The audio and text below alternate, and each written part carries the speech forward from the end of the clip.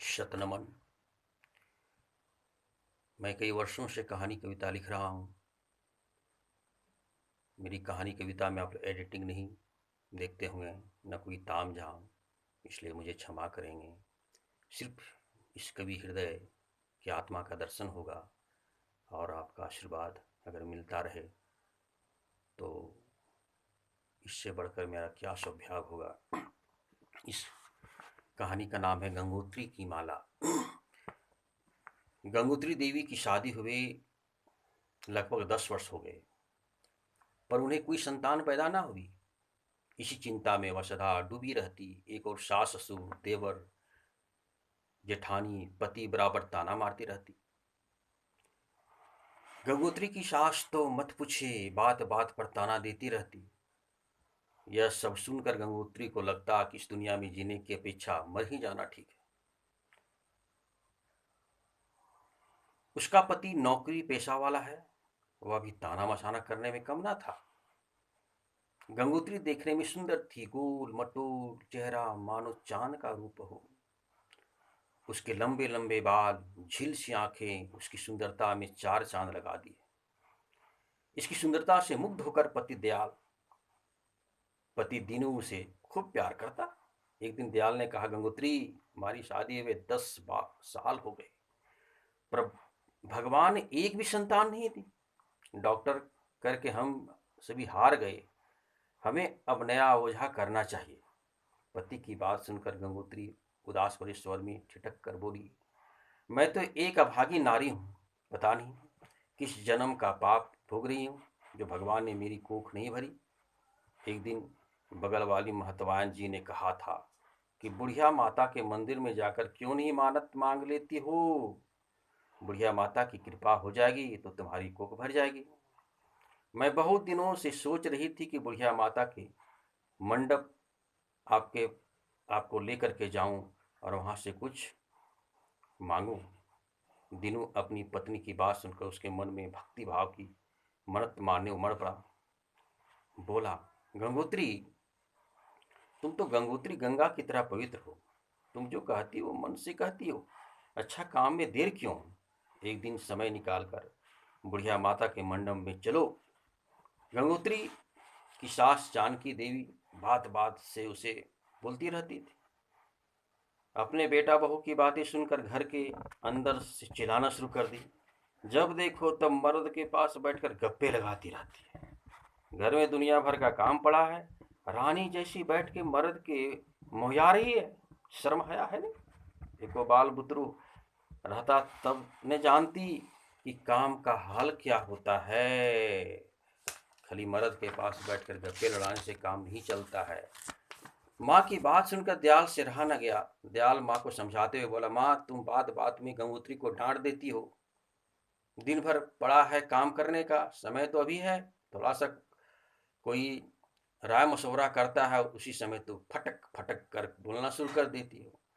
दयाल की बातें सुनकर उसकी माँ का गुस्सा आसमान पर पहुंच गया। फिर वो मानने वाली थी, 50 गंडे की बातें करने लगी।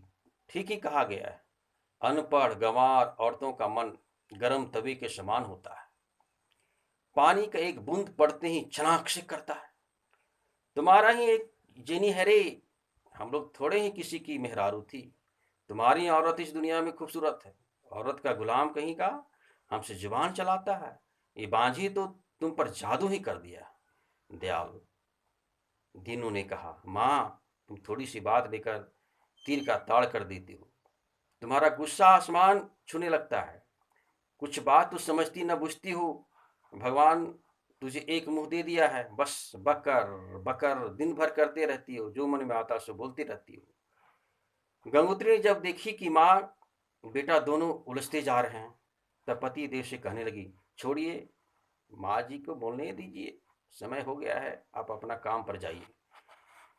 दिनों के जाने के बाद गंगोत्री की सास बकर बकर करती रही, ये बांझी जादू करके रख दी है, यहाँ आके राज भोग रही है। दूसरे घर में एक बार जाती ना तो तुमको छोड़ ले कल्याण होता। दिन भर तो चमकती और दमकती रहती है, कभी इधर तो कभी उधर करती रहती है। ये घर में जनी के वास हो गया है, दूसरा घर में झोला पोथा दे दे करके दूर कर दिया होता। गंगोत्री देवी थोड़ी पढ़ी लिखी थी, साक्षर थी, भद्र महिला सी आचरण करती। उसकी सास कुछ भी बोलती पर बात ना उड़ाती, न उसे लगाती, चुपचाप लगाए रहती।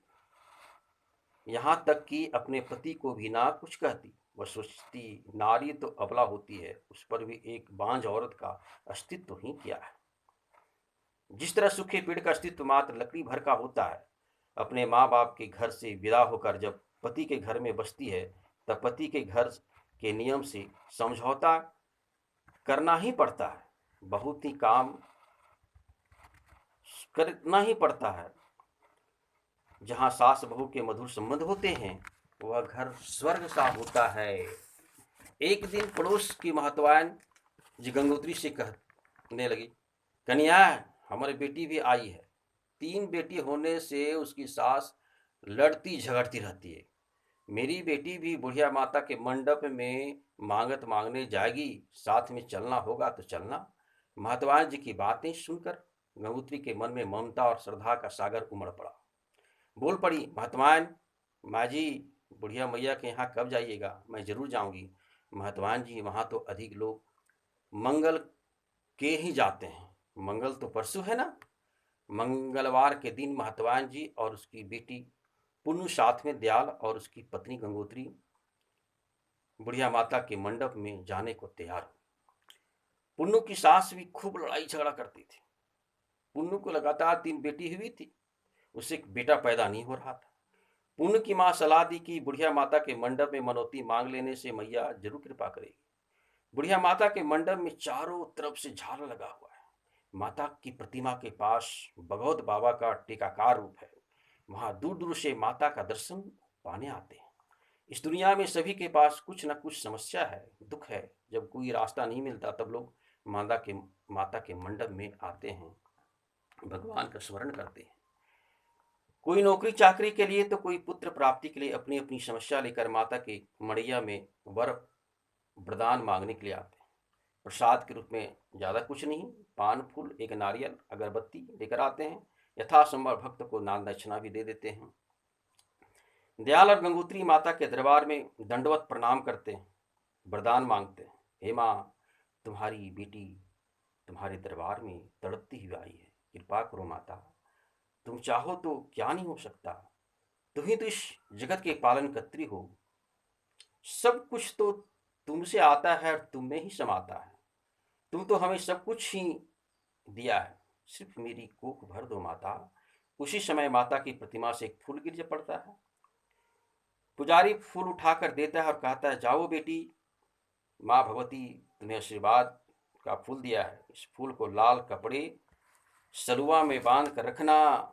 जब तुम्हारी इच्छा पूरी हो जाएगी तो एक बार फिर यहाँ आना। इस फूल को गंगा में फिर प्रवाह कर देना। हाँ, एक बात और याद रखना बेटी, अगर कोई संतान पैदा हुई तो अपनी संतान का मुंडन यहीं पर आकर करना। अगर कोई श्रद्धा और भक्ति से माता के दरबार में जाकर मांगता है तो माता मन के मुराद के जरूर पूरा करती है। गंगोत्री माता के यहाँ दिल से गई थी, माता का आशीर्वाद लग गया। 6 महीना होते होते उसकी कोख में नया जीवन आ गया। घर में नया उत्साह का दौर आया। गंगोत्री हर एक मंगलवार को पूजा पाठ करने लगी। इधर उसकी सास भी उसे ताना मारना थोड़ा बंद कर दी। जिस सास ने उसे कुलक्षणी कहती थी, वो उसे सुलक्षणी के रूप में देखने लगी। दयाल तो दिलो जान से चाहता ही था और चाहने लगा। समय महीने बीते, 9वां महीना आया। गंगोत्री की कोख से पुत्री हुई। घर में चहल पहल उत्साह का संगम देखते बनती। उसकी सास तो उसे खूब सेवा सत्कार करने लगी। पंडित जी को बुलाया गया। पंडित जी ने पत्रा निकाला और कहा, यजमान, ये तो लड़की अपने घर के लक्ष्मी बनकर आई है। गंगोत्री की सास बच्ची को लिए गोद में खिला आ रही थी। हंसार घर से निकल कर आई और बोली, पंडित जी, हम लाडली बेटी का नाम पत्रा में क्या निकलता है? वही बड़ी दिनों के बाद तो एला है हमारे घर, ततनी आशीर्वाद वो दे दा। पंडित जी पत्रा देख के बोलते हैं, हाँ हाँ जजमान, हम तुरंत बता देती। देहियो, यजमान बेटी के नाम तो पहला अक्षर में माँ निकलता है, इनका नाम गणपत के माला रख दीजिए। नमस्कार।